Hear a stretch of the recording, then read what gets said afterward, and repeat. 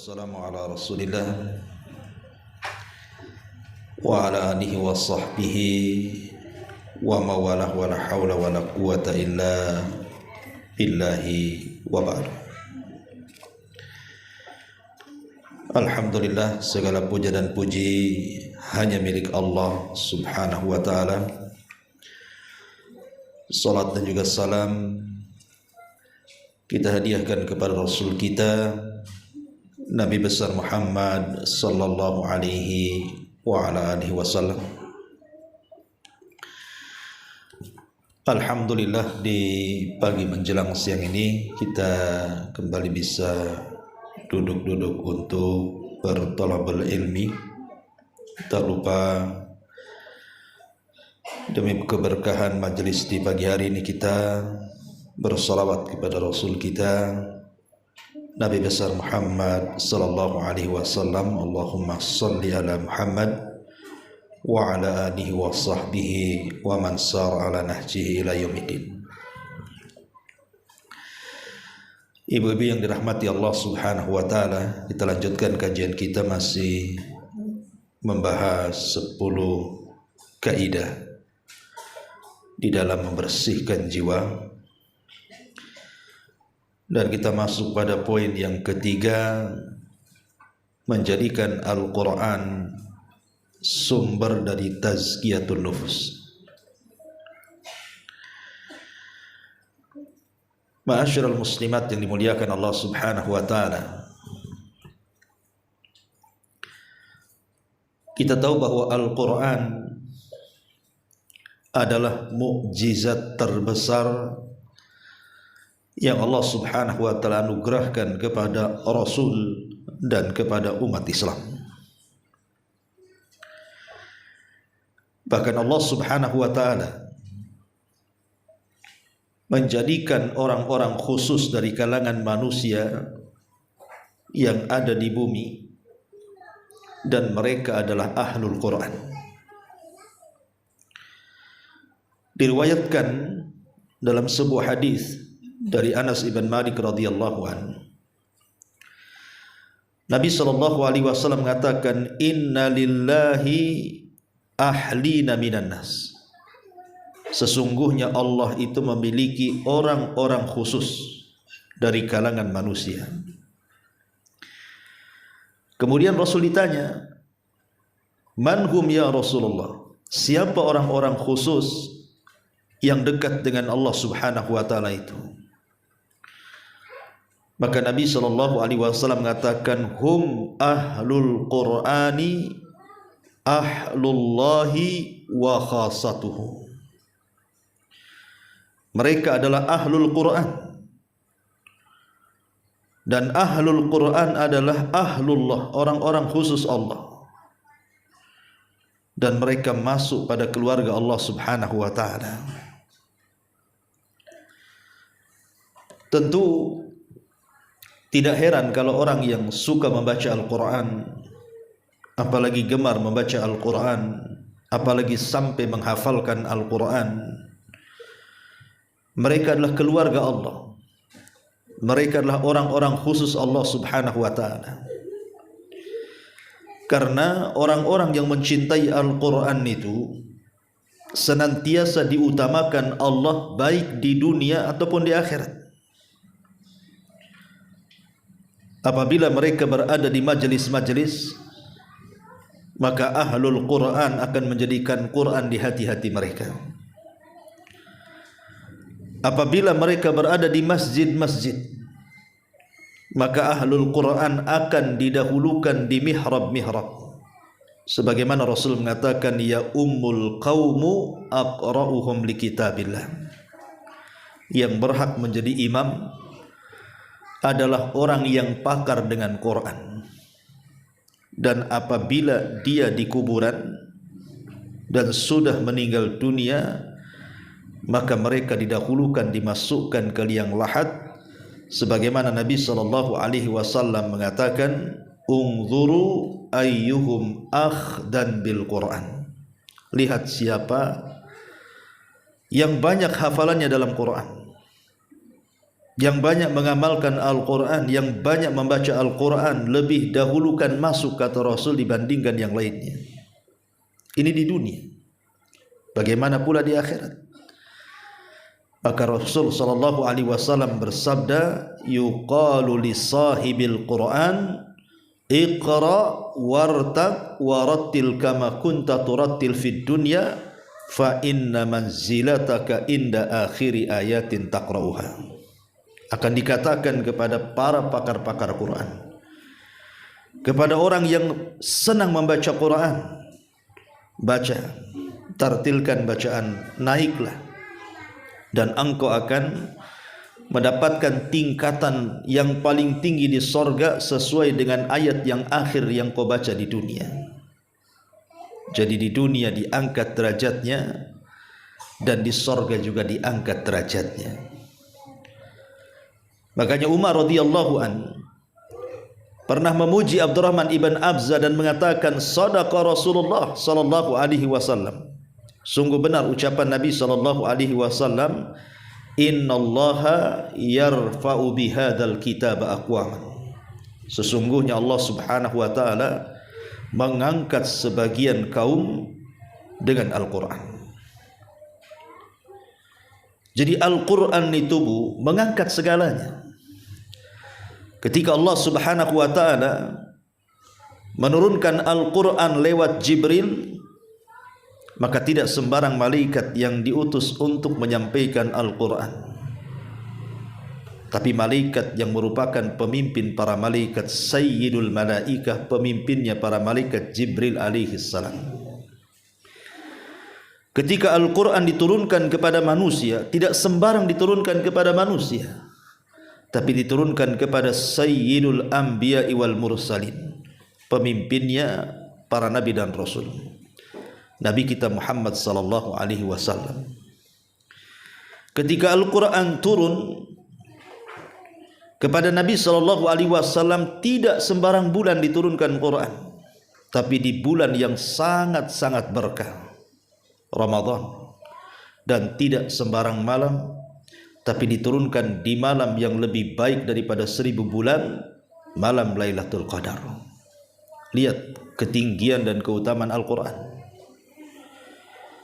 Kalau saja kemudian Al-Quran menjadikan Jibril pemimpin para malaikat, menjadikan Nabi SAW Sayyidul Anbiya'i wal Mursalin, menjadikan Ramadan merupakan bulan yang paling utama dari 12 bulan, menjadikan malam Lailatul Qadar pemimpin malam-malam dalam setahun, bahkan turun di kota Mekah, dan Mekah menjadi tempat yang paling suci karena disitulah turunnya Al-Quran. Bagaimana kalau Al-Quran itu masuk di dada-dada ibu? Bagaimana kalau Al-Quran itu masuk ke dada-dada kita, masuk ke hati sanubari kita, masuk ke kolbu kita? Maka Nabi SAW mengatakan, khairukum man ta'allama al-Qur'ana wa 'allamahu. Maka sebaik-baik di antara kalian adalah orang yang belajar Al-Quran dan mengajarkan Al-Quran. Subhanallah.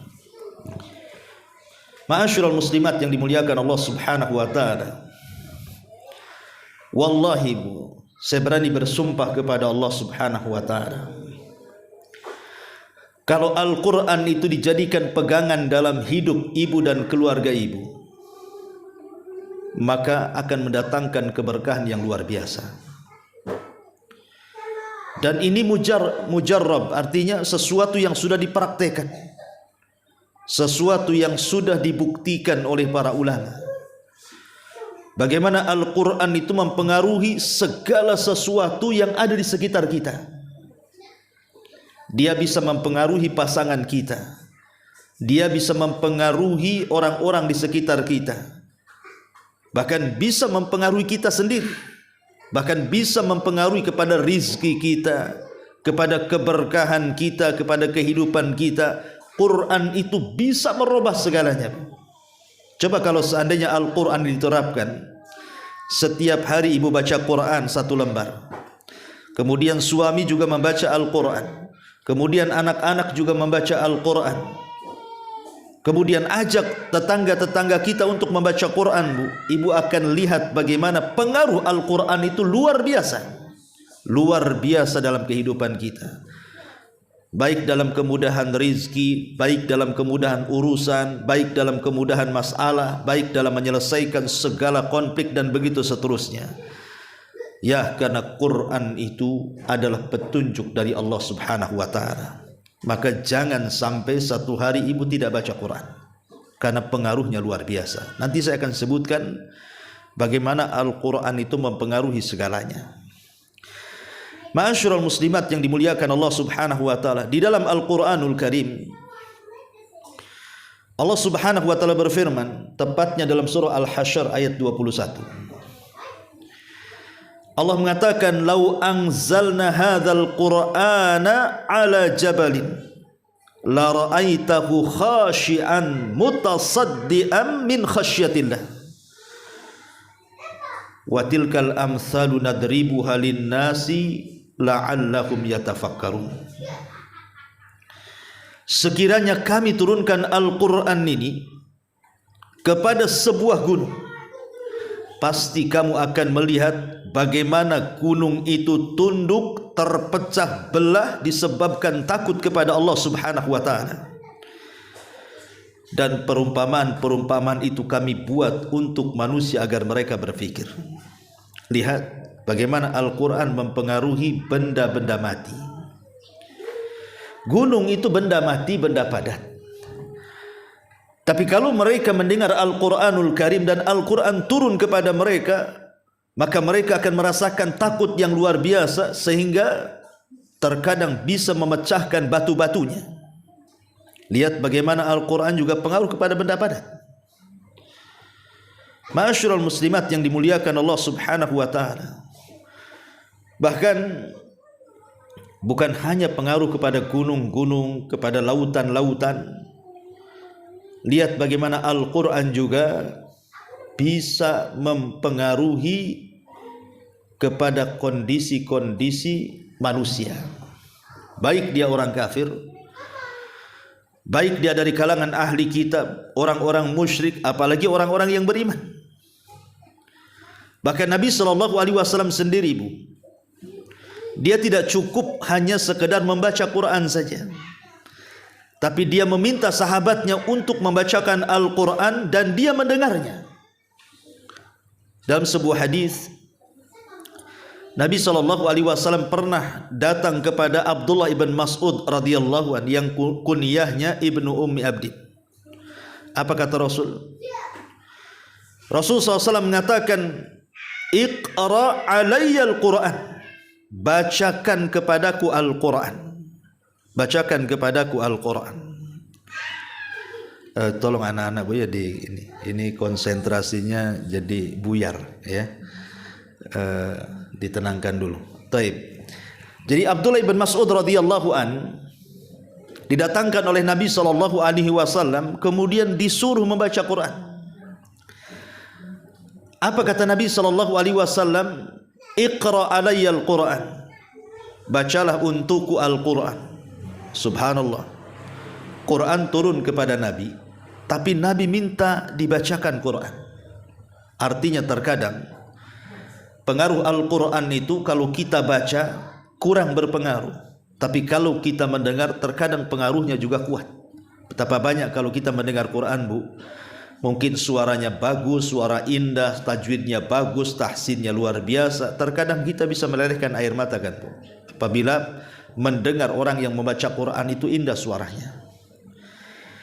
Lah Nabi SAW meminta kepada Abdullah bin Mas'ud untuk dibacakan Quran, dan Rasul mendengarnya. Sampai Abdullah bin Mas'ud heran dan mengatakan, "Ya Rasulullah, a'aqra'u 'alaika al-Quran wal Qur'anu unzila ilaika?" Rasul, haruskah aku membaca Quran untukmu sementara Quran turun kepadamu? Maka Rasul mengatakan, "Sudah, baca saja." Akhirnya Abdullah bin Mas'ud membaca surah An-Nisa. Kemudian dia mengatakan sampai kepada ayat, "Fa kaifa idza ji'na min kulli ummatin bi syahid wa ji'na bika ala haula'i syahida." Kata Rasul, cukup. Karena ayat ini menyinggung Rasul. Fa kaifa idza ji'na min kulli ummatin bisyahid? Bagaimana kalau seandainya kami datang pada tiap-tiap umat ini saksi, wa ji'na bika ala haula'i syahida, dan engkau yang akan jadi saksi bagi mereka. Kata Rasul, cukup wahai Ibnu Mas'ud. Kata Abdullah bin Mas'ud, aku melihat Rasul mulai berlinang air mata dan membasahi janggutnya. Lihat, Nabi SAW terenyuh dengan membaca Al-Quran, terpengaruh hatinya. Ma'asyiral muslimat yang dimuliakan Allah Azza wa Jalla, okelah itu Nabi.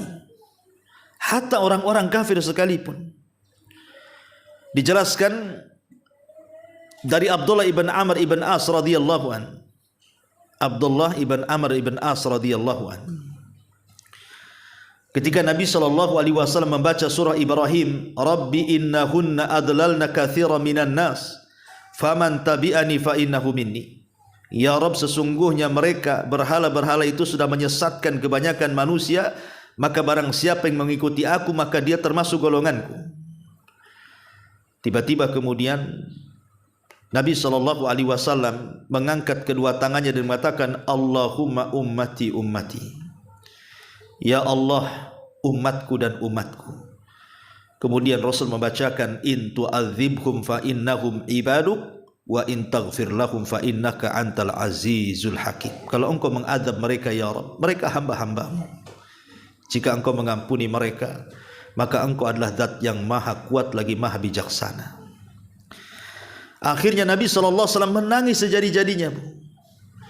Kemudian Allah Subhanahu wa taala ketika itu memerintahkan Jibril dan mengatakan, ya Jibril, idhab ila Muhammad, pergi kau kepada Muhammad. Dan Allah maha tahu kondisi Rasul. Kata Allah, fasalhu ma yubki. Tanya kepada dia, apa yang membuat engkau menangis? Maka Jibril alaihi salatu wassalam datang dan mengatakan kepada Nabi SAW, ma sya'nuka tabki ya Muhammad, apa masalahmu, kenapa kau menangis? Maka Rasul SAW mengatakan, begini dan begitu. Maka kemudian Jibril mengatakan, aku menyampaikan pesan dari Allah, inna sanurdika fi ummatika. Kami akan redha kepadamu wahai Muhammad tentang umatmu, wala nasu'uka, dan tidak akan berbuat jahat kepadamu. Jadi Nabi SAW luar biasa ketika merenungkan ayat. Makanya wajar ayat ini juga berpengaruh kepada siapa? Orang-orang kafir. Dulu di zaman sahabat ada namanya Zubair bin Mut'im. Masih kafir, belum masuk Islam. Zubair bin Mut'im ini. Zubair bin Mut'im ini dendam kepada Nabi SAW dan ingin membunuh Nabi. Dari Mekah dia sudah bawa pedang. Memang tujuannya ingin bunuh Nabi, karena dia dendam kerabatnya banyak mati di perang Badar. Ketika sampai di kota Madinah, ngendap-ngendaplah dia mencari waktu kapan bisa menyerang Nabi. Rupanya ketika itu waktu yang tepat adalah ketika Rasul sedang melaksanakan sholat. Dipikirnya karena orang sholat tidak bawa senjata. Lah ketepatan ketika itu Rasul sedang sholat maghrib. Akhirnya kemudian Zubair bin Mut'im ini sudah hampir menghunus pedangnya dan siap menyerang Rasul, yang ketika itu Rasul sedang mengimami sholat maghrib. Tiba-tiba Zubair memperhatikan dengan seksama apa yang dibaca Nabi SAW dalam sholat maghrib itu. Rupanya Zubair bin Mut'im mendengar Rasul membaca surah Toha sampai kepada firman-Nya, innani anallah la ilaha illa ana fa'budni wa aqimis salata lidzikri. Kemudian juga fa'aslama, dijelaskan tiba-tiba ketika mendengar ayat ini dan ayat Toha yang lainnya, am khuliqu min ghairi syai'in am humul khaliqun am khalaqas samawati wal arda la yuqinun, bicara tentang kebatilan berhala-berhalanya. Tiba-tiba Zubair bin Mut'im pun masuk Islam. Gak jadi bunuh Nabi, padahal pedang sudah di tangannya dihunuskan, Bu. Tiba-tiba dia ketika mendengar surah Toha dibacakan itu, langsung dia terpengaruh dan masuk Islam. Lihat bagaimana Al-Quran mempengaruhi hati Zubair bin Mut'im, padahal ketika dia musyrik, Bu. Masih musyrik, penyembah berhala. Hal yang sama juga terjadi kepada Umar bin Khattab, kan, Bu? Ibu tahu sejarah masuk Islamnya Umar, kan? Bagaimana ketika dia hendak membunuh Nabi SAW di perjalanan, tiba-tiba dicegat kawannya dan mengatakan, hendak pergi kau kemana wahai Faruq, wahai Umar? Kata Umar, hendak membunuh Muhammad katanya. Kata temannya, maukah kuhabarkan sesuatu yang lebih hebat dibandingkan kau datang kepada Muhammad dan membunuhnya? Apa kata Umar? Adikmu Fatimah masuk Islam katanya. Akhirnya kemudian Umar pun mencari Fatimah. Rupanya di Fatimah ada di rumahnya, sedang belajar Al-Quran kepada Khabbab ibn Arat bersama suaminya Sa'id ibn Zaid itu. Umar sempat mendengar, tapi Umar karena sudah kemakan emosi didobrak rumahnya, kemudian langsung dihantam itu, dipukulnya Fatimah sampai tersungkur. Umar merasa malu dan aib memukul seorang wanita, menyesal dia. Akhirnya kemudian dia melihat ada lembaran di tangannya, catatan-catatan Quran. Kata Umar, apa ini? Kata Fatimah, ini Al-Quran, dan engkau tidak boleh memegangnya sebelum kau mandi katanya. Akhirnya Umar mandi, padahal masih musyrik itu. Setelah mandi kemudian diberikanlah lembaran itu. Kemudian Umar sempat membacanya. Dalam tulisan itu ada surah Thaha. Subhanallah. Tiba-tiba Umar pun kemudian melembut dan dia ingin masuk Islam. Ketika itu di balik tembok Khabbab bin Arat yang sembunyi keluar dan mengatakan, ya Umar, aku pernah mendengar Nabi SAW bersabda, Allahumma izzal islama bi umaraini. Ya Allah, muliakan Islam dengan dua Umar, salah satunya engkau. Maka Umar sejak itulah dia berazam masuk Islam dan akhirnya masuk Islam. Dan dia orang yang ke-40 masuk Islam di rumah Arqam bidaril Arqam. Lihat bagaimana Umar berubah total ketika mendengar Quran, padahal dia masih kafir. Ya, Ma'asyiral muslimat yang dimuliakan Allah Subhanahu wa taala, bahkan yang paling memusuhi Nabi, yang menghabiskan hartanya untuk memusuhi Nabi, Al-Walid ibn Mughirah. Al-Walid ibn Mughirah yang turun surah Al-Mudaththir kepadanya. Satu hari dia mendengar Abu Bakar membaca Quran dan dia takjub. Akhirnya Al-Walid mengatakan, kau belajar dari mana kata-kata itu? Kata Abu Bakar, dari Nabi. Kalau engkau mau, aku hadapkan kau kepada Nabi. Akhirnya Al-Walid ibn Mughirah pun datang kepada Rasul. Kemudian Rasul membaca Quran. Setelah itu kemudian dia pulang. Ketika pulang, orang-orang Quraisy kafir ini heran. Bagaimana mungkin Al-Walid sebelum pulang kok wajahnya berbeda ketika dia pulang? Ada apa? Jangan-jangan sudah terpengaruh dengan Muhammad. Apa kata Al-Walid ibn Mughirah? Wahai Quraisy, aku loh orang yang paling paham tentang syair. Aku yang paling paham tentang syair-syair Arab. Bahkan syair-syair jin pun aku tahu katanya. Tapi Quran itu beda. Dia mengatakan, innahu la halawa wa inna alaihi la talawa wa innahu la muthmir a'lahu maghdhiqatu asfalahu wa innahu la ya'lu wa ma yu'la wa innahu la yakhtimu ma tahtahu. Apa kata Al-Walid ini?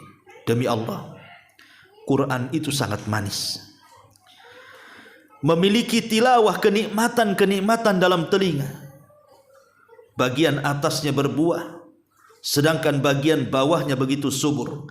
Perkataannya begitu tinggi dan tidak ada yang mengunggulinya, serta menghantam apapun yang ada di bawahnya.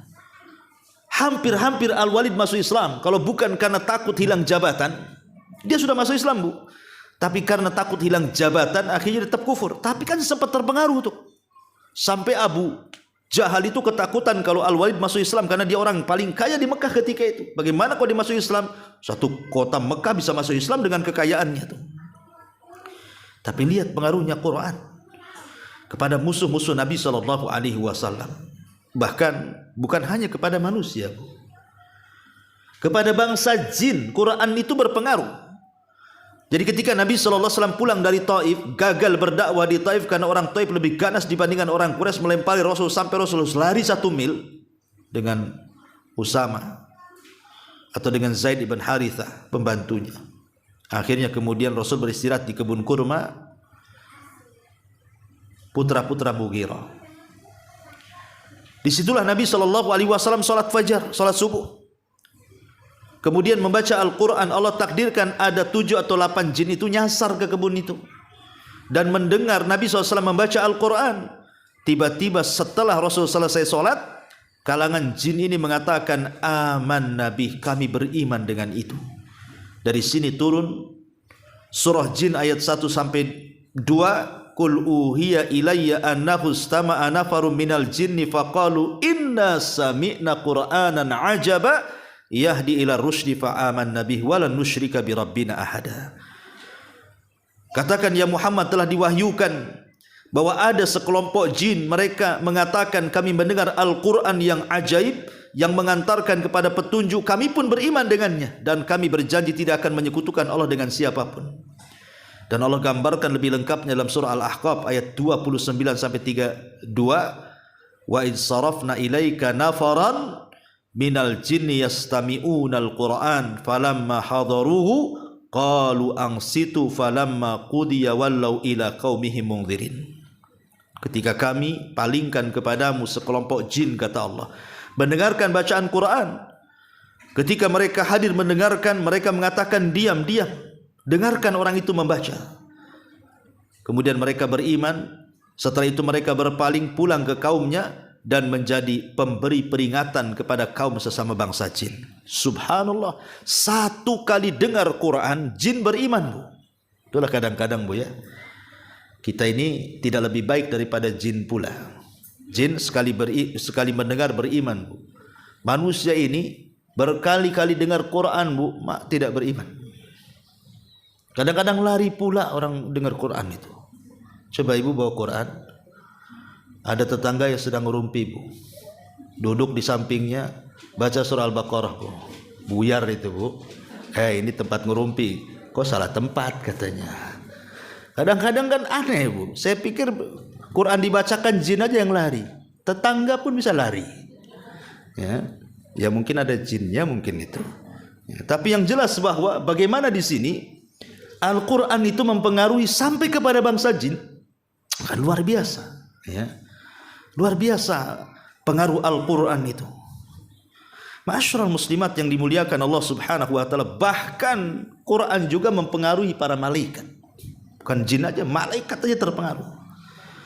Disebutkan dalam Bukhari Muslim tentang seorang sahabat namanya Usaid bin Hudzair radhiyallahu anhu. Jadi Usaid bin Hudzair ini satu malam dia membaca Quran. Tiba-tiba kuda yang diikatnya itu rame aja. Sementara di samping kudanya ada putranya Yahya yang sedang tidur. Jadi setiap dia baca Quran, kudanya ngeringki, rame, bergerak. Akhirnya dia takut kalau kakinya menyepak anaknya si Yahya itu. Berhenti dia. Baca Quran gitu lagi, berhenti lagi. Sampai karena ketakutan berhenti, dia tidak baca Quran. Tapi dia sempat melihat ada kilat dari langit. Keesokan harinya dia datang kepada Nabi SAW menceritakan hal itu. Apa kata Rasulullah? Kenapa kau tidak teruskan bacaan Quran? Kenapa kau berhenti? Kalau engkau meneruskan bacaanmu, maksudnya bacaan Qurannya Usaid bin Hudzair ini, apa kata Nabi SAW? Maka akan turun sakinah, ketenangan dari langit yang dibawa para malaikat. Ya. Jadi malaikat terpengaruh kepada orang yang membaca Quran dan akan menurunkan sakinah, ketenangannya kepada siapapun yang membacanya. Ma'asyiral muslimat yang dimuliakan Allah Azza wa Jalla, bahkan sampai kepada ahli kitab sekalipun. Ahli kitab itu kan sudah punya kitab. Mereka Yahudi punya Taurat, Nasrani punya Injil. Tetapi ketika sebagian mereka membaca Quran, mereka terpengaruh. Ingat kisah Raja Najasyi? Najasyi itu kan tokoh Nasrani dan juga raja dari raja-raja Ethiopia.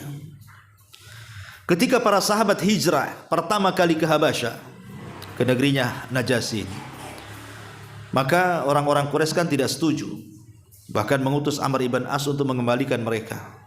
Tapi terjadilah perdebatan antara para sahabat orang musyrik dan juga di hadapan Raja Najasyi. Kemudian di sini ada perkataan yang bagus sekali dari Ja'far bin Abi Thalib yang ketika itu membela diri di hadapan raja. Apa kata dia? Ayyuhal malik, wahai raja. kunna kauman ahla jahiliyah na'budul asnam wa na'kulul maitata wa na'til fawahisha wa naqta'al arham wa nasi'ul jiwar wa ya'kul qawi minna dhaif. Dulu kami ini umat yang jahil wahai raja.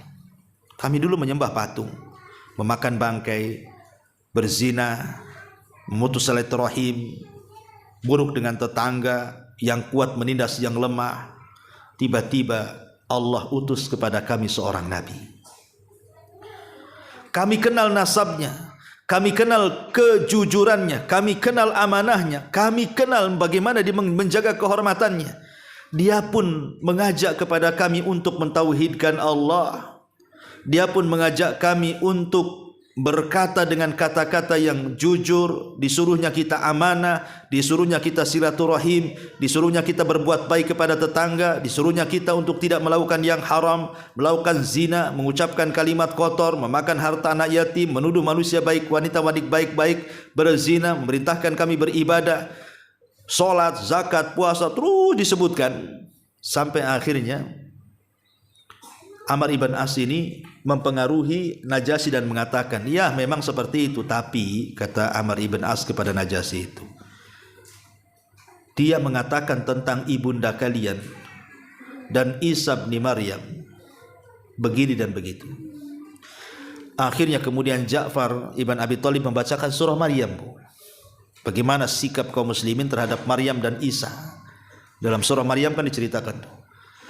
Ketika Najasyi mendengar bagaimana Al-Quran membaca, ketika Ja'far bin Abi Thalib membacakan surah Maryam itu, sampai meleleh air matanya, terpengaruh dengan bacaan Quran. Itu Najasyi yang sudah punya agama, yang sudah yakin dengan Injil, tapi ketika mendengar Quran dia bisa melelehkan air mata, dan akhirnya Najasyi pun masuk Islam. Walaupun cuma satu orang kan yang masuk Islam dari kalangan Ethiopia, ya, rajanya sendiri. Tapi bagaimana Quran itu membawa pengaruh luar biasa ke dalam hati. Pengaruh yang luar biasa ke dalam hati kita dan bisa merubah kita. Ma'asyiral muslimat yang dimuliakan Allah Azza wa Jalla, baik di sini mu'alif hafizahullah taala dalam bab ketiga ini menjadikan Al-Quran sebagai sumber tazkiyatun nufus. Beliau mencantumkan firman Allah Azza wa Jalla di sini, laqad mannallahu 'alal mu'minin id ba'atsa fihim rasulan min anfusihim yatlu 'alaihim ayatihi wa yuzakkihim wa yu'allimuhumul kitaba wal hikmah. Sungguh Allah telah memberi karunia kepada orang-orang yang beriman ketika Allah mengutus pada mereka seorang rasul dari golongan mereka sendiri, di mana tugas seorang rasul ini membacakan kepada mereka Al-Quran, ayat-ayat Allah, dan datang membersihkan jiwa mereka dan mengajarkan kepada mereka Alkitab dan juga Al-Hikmah, kebijaksanaan. Lihat, salah satu tujuan diturunkan Al-Quran adalah membersihkan jiwa. Kenapa demikian? Apa rahasia kenapa Quran itu bisa membersihkan jiwa-jiwa kita, hati-hati kita? Karena Quran itu petunjuk, Bu. Begini, Bu, ya. Di dalam jasad saya, di dalam jasad ibu, ada hati. Hati ini sangat kecil, tapi memiliki pengaruh yang luar biasa kepada badan dan lingkungan. Padahal dia kecil hati itu, hanya sekepal saja hati itu kan, tapi pengaruhnya luar biasa. Di mana hati kita ini bisa baik dan bisa jahat. Kalau dia baik, terpengaruh seluruh anggota badannya. Kalau dia jahat, terpengaruh juga seluruh anggota badannya. Kata Nabi SAW, idza saluhat saluhal jasadu kulluh wa idza fasadat fasadal jasadu kulluh. Kalau hati ini baik, maka baik semuanya. Kalau hati jahat, jahat semuanya. Itulah hati. Hati itu seperti itu.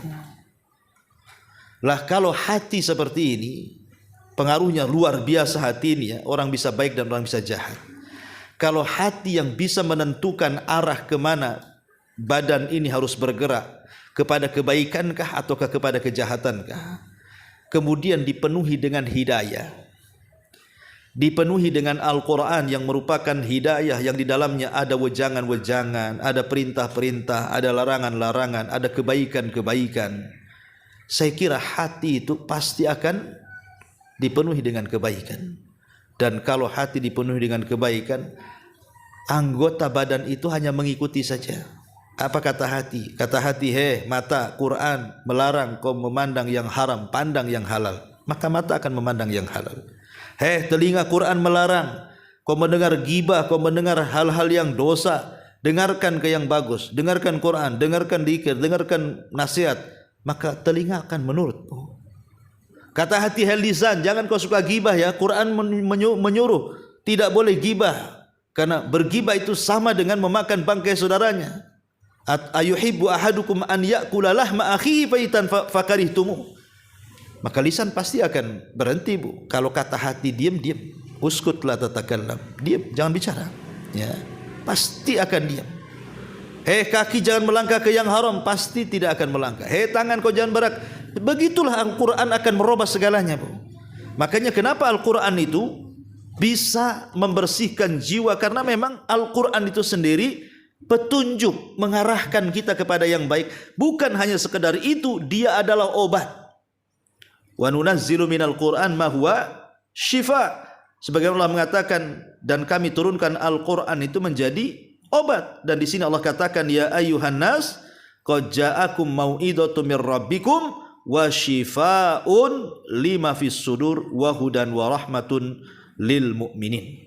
Manusia, sesungguhnya telah datang kepadamu pelajaran dari Tuhanmu, dan Quran itu sebagai penyembuh bagi penyakit-penyakit hatimu, penyakit-penyakit di dadamu, dan dia petunjuk serta rahmat bagi orang-orang yang beriman. Lihat, hati kita, Bu, terlampau banyak penyakit kan, Bu. Apalagi di zaman sekarang yang namanya syubhat dan syahwat itu seolah-olah sudah bermain-main di hati kita, Bu. Hari ini hati kita ini nggak ada yang selamat, Bu. Karena hati kita ini hari ini dipenuhi dengan urusan-urusan dunia kan, Bu. Kepengen ini, kepengen itu. Itulah hati kita sekarang. Benci ini, benci itu, hasad kepada si ini, hasad kepada si itu, dengki kepada si ini, dengki kepada si itu, tidak terima, macam-macam lah. Ya. Hati di zaman sekarang ini hampir tidak selamat daripada syubhat dan syahwat. Dan yang bisa mengobati dari dua penyakit ini hanyalah Al-Quran. Quranlah yang akan menyembuhkan penyakit syahwat dan syubhat. Ma'asyiral muslimat yang dimuliakan Allah Subhanahu wa taala, tentu kalau hanya Al-Quran itu kita baca, Bu, tentu tidak ada pengaruhnya sedikit. Kalau ibu baca Quran, ambil Quran, kemudian hanya sekedar baca, Bu, terkadang Quran itu tidak berpengaruh. Ya baca-baca gitu saja kan. Ibu nggak merasa bergetar hatinya, menangis karena membacanya, memikirkan dosa. Kenapa, Bu? Kok kalau kita baca Quran hari ini kok kayaknya itu pengaruhnya kurang? Ya. Pertama, Bu, karena kita ini ketika membaca Quran boleh jadi tidak menghadirkan hati. Tidak menghadirkan hati. Karena Al-Quran itu akan berpengaruh ke dalam hati kita yang membacanya kalau hati kita dihadirkan. Dan itu Allah katakan dalam surah Qaf ayat 37 kan, inna fi dzalika la dzikra liman kana lahu qalbun aw alqas sam'a wa huwa syahid. Dan Al-Quran itu adalah peringatan untuk siapa? Untuk yang punya hati. Jadi kalau hatinya lalai, malas-malas baca Quran, ya nggak ada pengaruhnya lah kan itu. Apalagi baca Quran sambil sekali-kali baca handphone. Nah, apa itu, Bu? Kok jigjag gitu baca Qurannya? Baca satu ayat, balas WA. Baca lagi satu ayat, balas WA. Ini main-main namanya.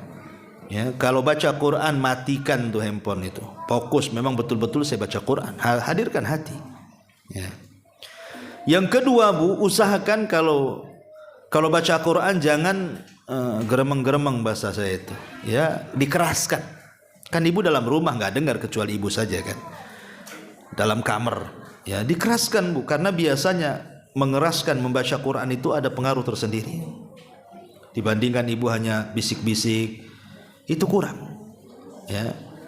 Kemudian juga ibu merasakan ketika baca Quran itu seolah-olah ibu sedang mengkhitab Allah. Seolah-olah ibu sedang berhadapan dengan Allah Subhanahu wa taala dengan setiap ayat. Bu, kalau kita mengajak bicara dengan Allah, maka lakukan sholat. Tapi kalau kita merasa diajak bicara Allah, itulah baca Quran. Bedanya sholat dengan Quran di situ. Kalau sholat, ibu ngajak dialog dengan Allah.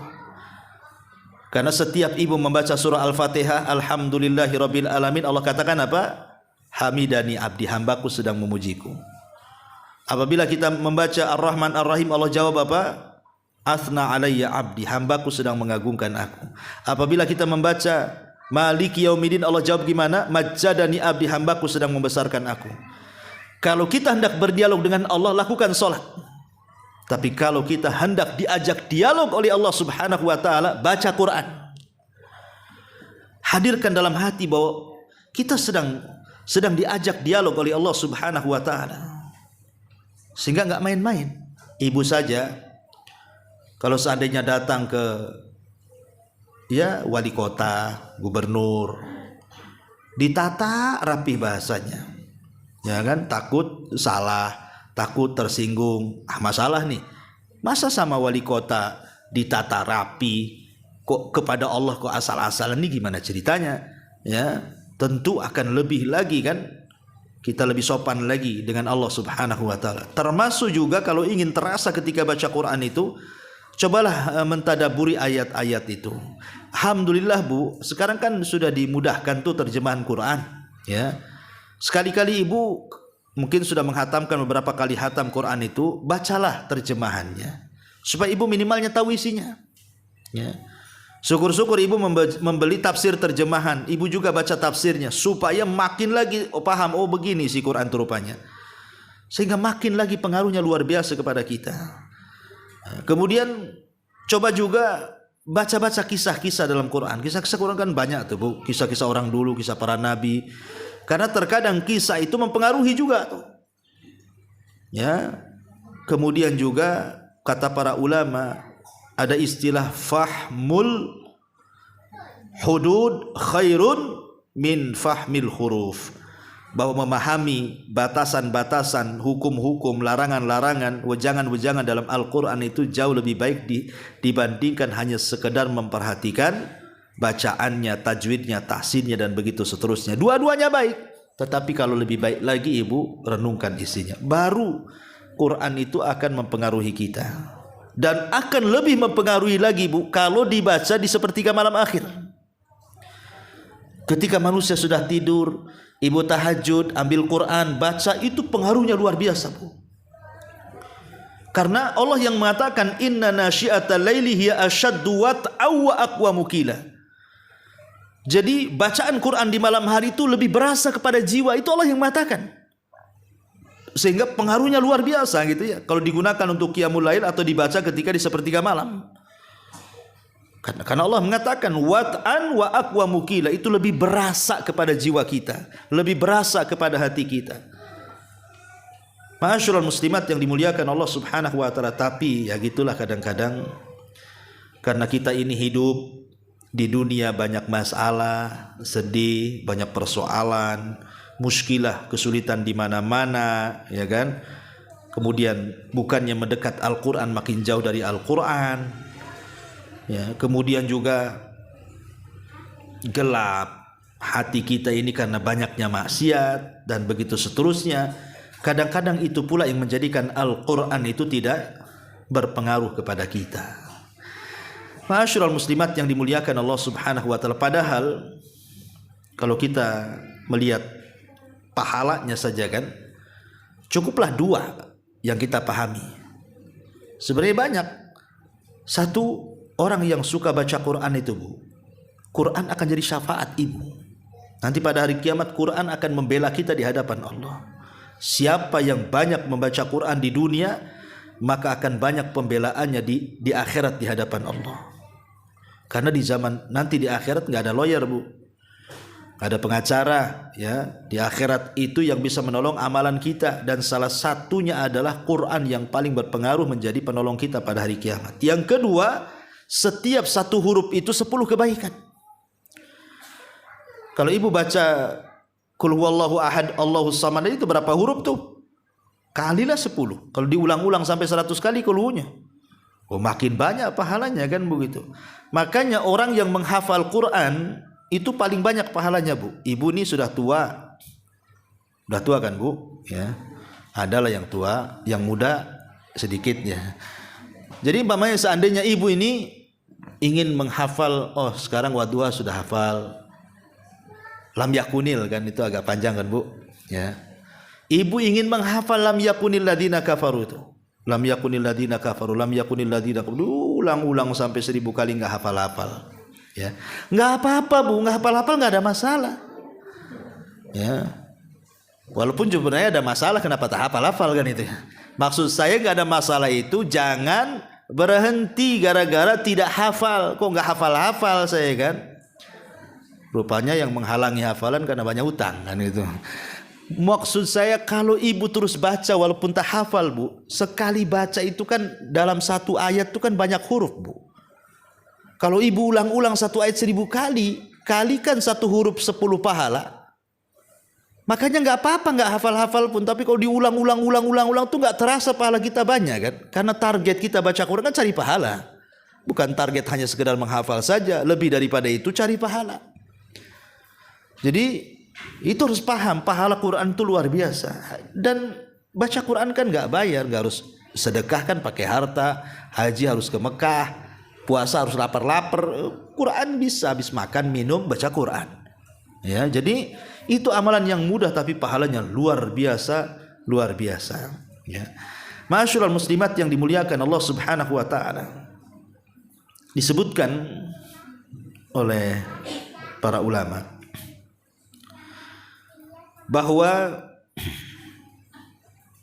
Al-Quran ini memiliki buah, memiliki pengaruh, buah yang sangat luar biasa yang bisa mempengaruhi hati-hati kita.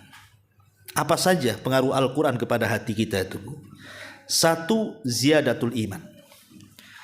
Kalau orang betul-betul membacanya, memang mencari pahala dengan adab-adabnya, pasti, Bu, iman akan senantiasa bertambah.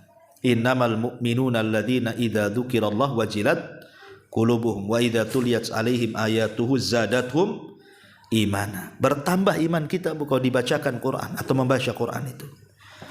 Yang kedua, sholahul qulub. Hati jadi baik.